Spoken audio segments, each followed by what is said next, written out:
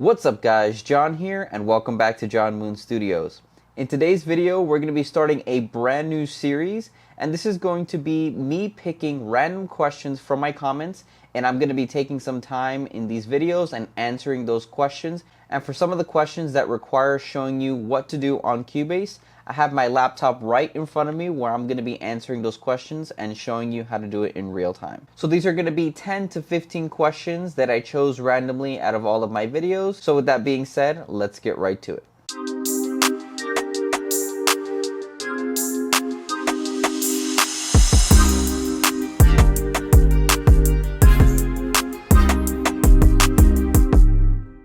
So for these questions, I'm going to go ahead and put them on the screen right now so that you can read it with me. So the first one is from Nihais. He says, thanks, the RAM toggle saved me hours of editing. I wish there was a way to do, I believe this is fade in, fade out Bezier curves on Cubase. The current curve tool is too basic.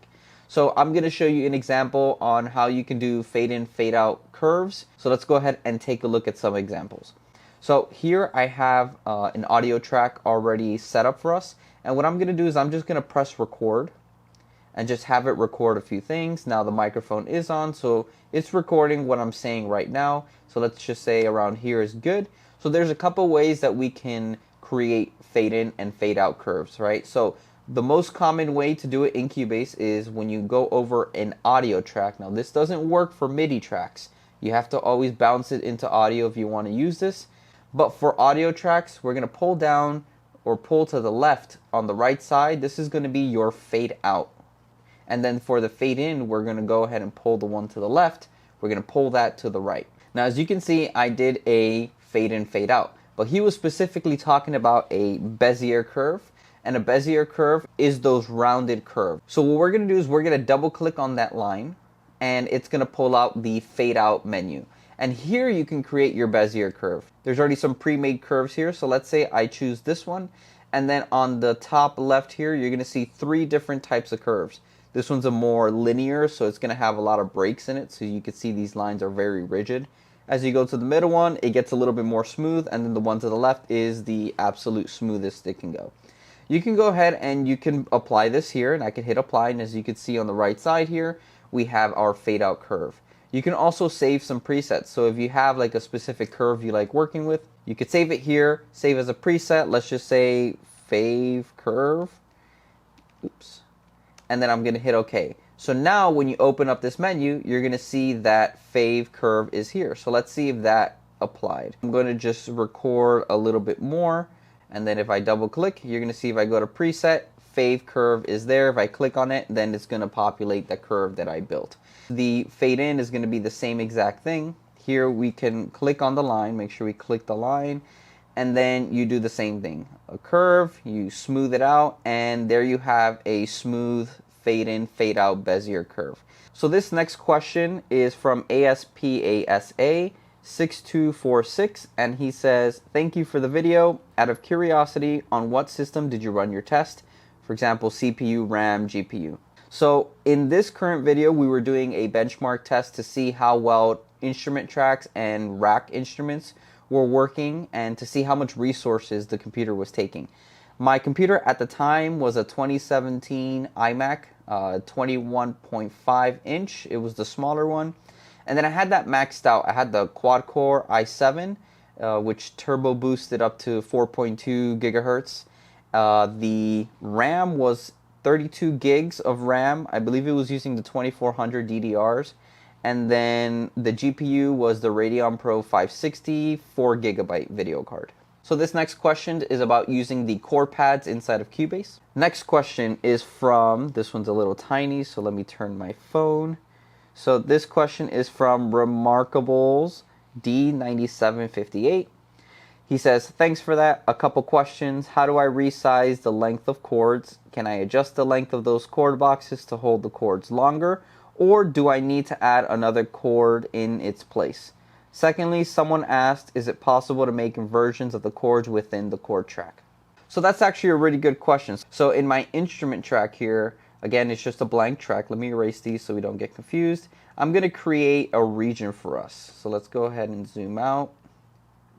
and I'm going to create a short little region for us, or actually we don't even need to create a region. We could just open the bottom screen here, go to chord pads, and then here we see our chord pads. Now, if I'm not mistaken, I do believe that if you want some of the features inside of the chord pad, it depends on what version of Cubase you do have.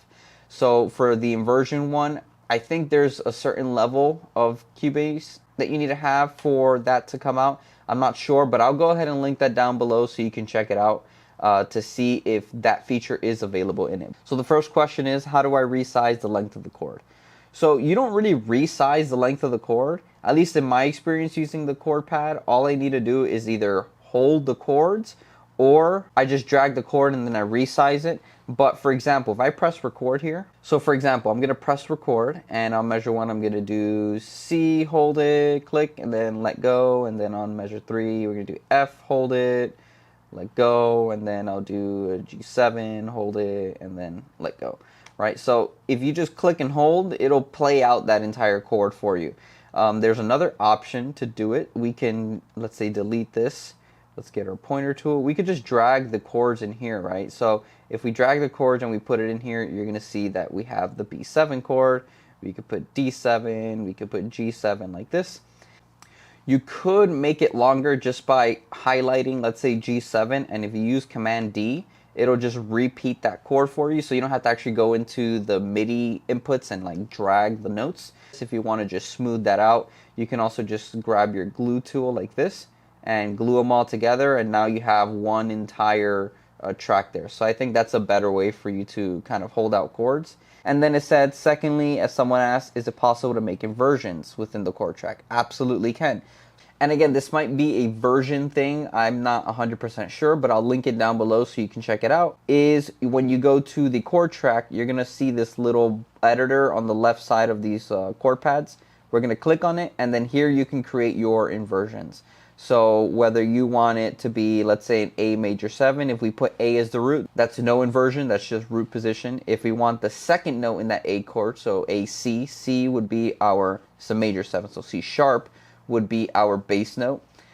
We could put E, which is the second inversion, and then we could put the G for the 7th of that. So if we put dominant 7th, we have the G in the bass here. So that's how we do inversions inside of the chord track. So the next question we have is talking about Very Audio.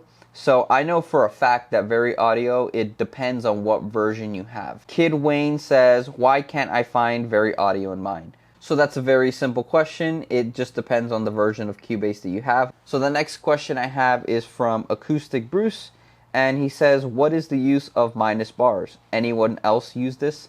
And the use of minus bars is very simple. So minus bars, as you can see here on my screen, is you see how I have -1 and then 0 and then 1. So minus bars are used, for example, for film composers. So when you're doing film, when you import, let's say this is my film here. I'm going to go ahead and just draw a region. Let's say this is my movie. If I don't have these minus bars in here, let me just go ahead and open up Project Setup, and I did that by hitting Shift S. Or you can go to Project and then all the way down here, Setup. And here it says Display Bar Offset. If I go to 0, it's going to now, let's see, do you want to move Key Project Bar? Just say yes. So here we have measure 1. This is how you default will probably see Cubase. You have measure 1, 2, 3, 4, 5. Now let's say you're filming a movie, you want it at 1, but you want to start your music right at 1. The problem is that if you start right at 1, you're going to hear the click track 1, 2, 3, 4, and then you have to start right on 1. What if you want to add a build or a swell into some of these things? Or maybe you just want a longer count off before you start off on 1. This is why we use minus bars.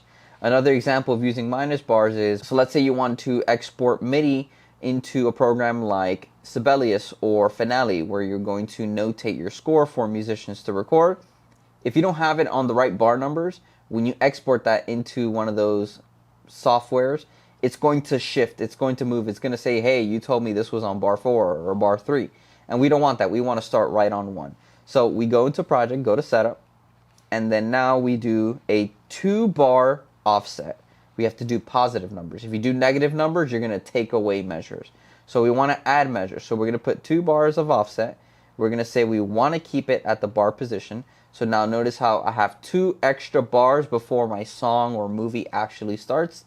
That way, again, if I have any automation curves, I want to start the French horns lower, or I have a swell going into bar 1, I'm able to do that and nothing gets in the way of it. So the next question I have is, I don't know if you already made a video about this, but I would like to know how to use a second computer configuration. I mean like the one you described with the instruments in a separate computer. Thanks. And this was by Modiolo. And the answer to that question is, if you check out the member section of my YouTube channel, I actually have a video showing you how to do the second computer configuration using Vienna Ensemble Pro. Without that program, you probably wouldn't be able to host your computers to be able to communicate with each other and also use that second computer configuration. So Vienna Ensemble Pro is the bridge between both computers. I do have a video on my YouTube channel, which I'll link down below in the description, and I'll put it up here in the top right, and it talks about the pros and cons about using a software like Vienna. Next question is from David, and I'm gonna butcher that last name, so I'm sorry, 1622. And it says, are the column attributes of the media bay are saved in the profile manager too? So that is a profile manager question, and this is only available in the pro version. But I'm going to go ahead and show you inside of their manual where they talk about all their features, what is saved inside of the profile manager. And I'll drop this in the description as well so you can check it out. So he's looking for the columns attribute of the media bay. We see that here in profiles, it says the profiles include the following: preferences, toolbar settings, global workspace, track control, settings and presets, presets for inputs and outputs, plugin collection, quantized presets, crossfade presets, and key commands. That's it. That's all that's saved inside of Profile Manager. The next question is from Matthew Mulvani, 1567, and he's asking, does it save changes automatically, for example, default, or do you have to actively save each time you do a tweak? Thanks.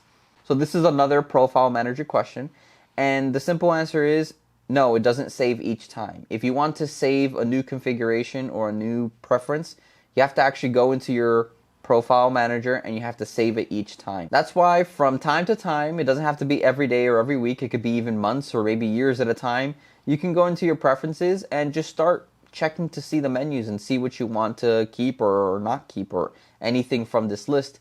And once you do that and it feels better to your workflow, because every year is going to be a little bit different, you can save it into your profile manager or create multiple profile managers. Maybe one that has a specific preference. Just make sure you name it something that you can remember so that you know exactly what it is that you changed and why you're using that profile manager. Next question is from Marcel Bednar, 8139, and he says, hello, is there another option in practice where we can use the instrument in a rack, and is it necessary to export the audio tracks? So the answer to this question is it depends. It depends on your workflow. So for example, if you're a producer and you are doing mainstream music, pop music, and you only work with about maybe like 20, 30 tracks, and some of those tracks even are just audio tracks. You're not really using VSTs or sample libraries for that matter.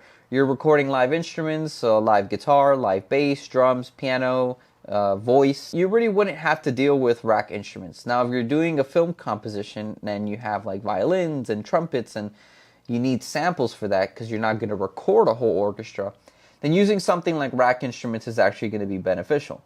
Now the reason why is because you can have one instance of Kontakt and you can have multiple instruments inside of that one instance of Kontakt, and instead of loading up a Kontakt plugin for each of those instruments, let's say you just have an entire string section inside of an instance of Kontakt. And is it necessary to export to audio tracks? Well, no. Again, if you're not sending this off to a mixing engineer, then there's no reason to export your tracks into audio. You can actually just mix everything in MIDI and then bounce it into a 2-track or a stereo track, and that's your final mix. And the next question is from User, and this question is, I'm interested in orchestral music. I looked at your giant, huge orchestral template structure. I'm very impressed. Would you please explain how to set up track stacks by instrument, also by articulation? What kinds of Kontakt sample libraries do you use? Thanks. Here, what he's asking about is my giant template, which you sometimes see in my videos as I'm explaining concepts. And the giant template, if you want to see how I build out the template, I actually show you step by step how to do it with a multi-computer setup using Vienna if you join the members only club. That video is live already, so you just need to join the club and you'll have access to that content. So for Kontakt sample libraries, I use a ton of them, and not just Kontakt ones. I use from different companies as well, but just to name a few because I have a bunch. I have over 2 terabytes of just sounds. I have from Sound Iron, I have Cinesamples, I have Spitfire Audio, I have Native Instruments, I have 8Dio, and that's just to name a few. So the next question I have here is from Lars Kroenke, and he says, how do you make the time code start at measure 1 instead of -1? So what I assume he's asking is wherever your cursor is, we want to start it at measure 1. We want to keep the numbers at 0, 0, 0. So that's actually a pretty easy fix. So if we look at my Cubase session here, I'm at -1 and it says it's at 0, 0, 0 down here at the bottom. If we want to go to 1, notice how here it says it's at 4 seconds. So we don't want it at 4 seconds, we want it at 0. We can go to project, and then here it says set time code at cursor. So I can click that, and then here I could just put 0, 0, 0, 0. And notice how my cursor is already at 1. So now I just hit OK, and it's going to ask me a question. It says you have modified the timecode offset. Do you want to keep the project content in its timecode positions? I'm going to say no, because if I hit yes, then it's going to shift all of my music or my regions to the 4-second mark. So I'm going to hit no, and notice how now at measure 1, I have 0, 0, 0, 0, and if I go back, it's going to have these weird negative numbers. So that's how we switch the timecode position to any measure inside of Cubase. Next question is from Roy Troy. And he's asking, while we're recording guitar, suppose there's a mistake somewhere in the track. What can I do to re-record or replace only the mistake? Should I duplicate the track and then re-record and copy and paste? So the answer to that is, again, it depends. If you feel like you want to duplicate the track, record it, and then copy and paste, you could definitely do that. You could use features inside of Cubase and inside pretty much any DAW, but in Cubase, we have the punch in, punch out feature. So let me show you how to do that now. So if we go on Cubase and let's delete this, let's move these locators out of the way, and we open up the little gear sign at the bottom right, you're going to see something that says punch points. And we're going to go ahead and make sure that's on because we need to see that here. So we're going to put punch points on. And now this is what's going to allow us to move our punch in and punch out. Let me show you how to use this. So for example, if I record my voice and I'm talking here, and you can see that some of the things are recording, you see some waveforms, and we're going to stop it right here. And now I go in and say, oh, I made a mistake at measure 2 and I want to re-record just that little section. Well, of course, we could duplicate it just like I have this track here. I can re-record it and then just pop it up in there. Or I could just turn on the punch in, punch out. So the way we use it is as follows. We're going to go ahead and click the punch in, so make sure it's highlighted. And then the little lock sign, we need to make sure that it's off. For some reason, it's opposite here. But you want to make sure that it's off because now you're going to reveal a little red arrow. And this red arrow is what we call our punch in. And if we turn on the right side, we're going to turn on our punch out. So we're going to put our arrows in between measure 2. So we're going to put it from 2 all the way to 3 because that's the location where I messed up. Now check how cool this is. All I need to do is make sure record enable is on, and I'm going to press spacebar and watch what happens. And you can see that some waveforms. Notice how it started and stopped recording on its own because I had those locators on. Now I have a video on this already. Now I have a video on my YouTube channel talking about this and different ways you can get the perfect take. I'm going to go ahead and link that right on the top right now, and also I'll leave it down below in the description for you to check out. But that is how you use the punch in and punch out locators. And then our last question here is from Hope Candle 6707, and he is asking, will we have a vocal mixing tutorial in Cubase here? So the answer to that question is maybe in the future. As of right now, I don't really work a lot with vocalists, so I don't have talent to record and mix vocals right now, as all my projects heavily just rely on me composing for film and TV, so it's instrumental music. But in the future, I could probably grab a few of my friends who I know are great singers, and I could just have them record a few tracks and show you some mixing techniques that we can do with the vocal tracks in order to get them up to what we call the broadcast quality. So those were all the questions that I grabbed for this video today. Again, this is going to be a continuing series. I'm probably going to do this maybe once a month for all of my viewers. And for those that need examples, I'll be using my laptop to answer those questions in real time. If you do have any other questions, please drop your comments down below and I will get to them as soon as possible. If you like this video, hit the thumbs up, subscribe, and also don't forget to share with your musician friends. I will see you guys in the next video.